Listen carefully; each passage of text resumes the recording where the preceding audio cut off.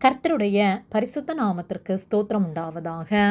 கர்த்தராகிய இயேசு கிறிஸ்துவின் நாமத்தில் உங்களுக்கு கிருபையும் சமாதானமும் உண்டாவதாக. இந்த நாளுக்குரிய தியானத்திற்கான தேவ வார்த்தை 1 பேதுரு அதிகாரம் 1 வசனம் 23.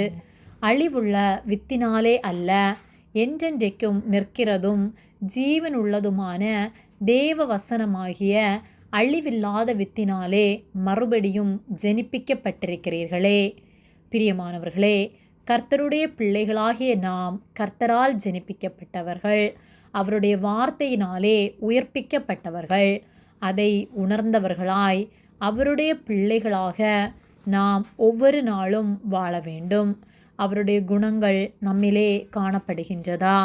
அவர் விரும்புகிற வாழ்க்கை நாம் வாழ்ந்து கொண்டிருக்கின்றோமா என்பதை நாம் சிந்தித்து பார்க்க வேண்டும். நம்மை பார்க்கிறவர்கள் அவரை பார்க்கத்தக்க நம்முடைய வார்த்தை, நம்முடைய செயல்கள், நம்முடைய வாழ்க்கை யாவும் மாற வேண்டும். 1 பேதுரு 1:23 அழிவுள்ள வித்தினாலே அல்ல, என்றென்றைக்கும் நிற்கிறதும் ஜீவன் உள்ளதுமான தேவ வசனமாகிய அழிவில்லாத வித்தினாலே மறுபடியும் ஜெனிப்பிக்கப்பட்டிருக்கிறீர்களே என்று சொல்லப்பட்டுள்ளது.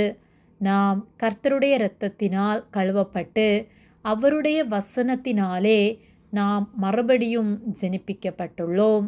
நம்முடைய மாம்சம் புல்லை போலவும் நம்முடைய மகிமையெல்லாம் புல்லின் பூவை போலவும் இருக்கிறது.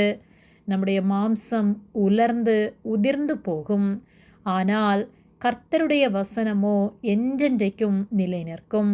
ஆகவே என்றென்றும் நிற்கிற அவருடைய வசனத்தை நாம் ஒவ்வொரு நாளும் கை கொண்டு அவர் விரும்புகிறபடி நாம் வாழ்வோமானால் நம்முடைய வாழ்க்கை சமாதானமுள்ளதாக சந்தோஷமுள்ளதாக காணப்படும். ஆகவே ஒவ்வொரு நாளும் அவருடைய வசனத்தை கை கொண்டு அவருக்கு பிரியமுள்ளவர்களாய் வாழ்வோம். கர்த்தர் நம் ஒவ்வொருவரையும் ஆசீர்வதிப்பார். ஆமேன். ஜெபம்.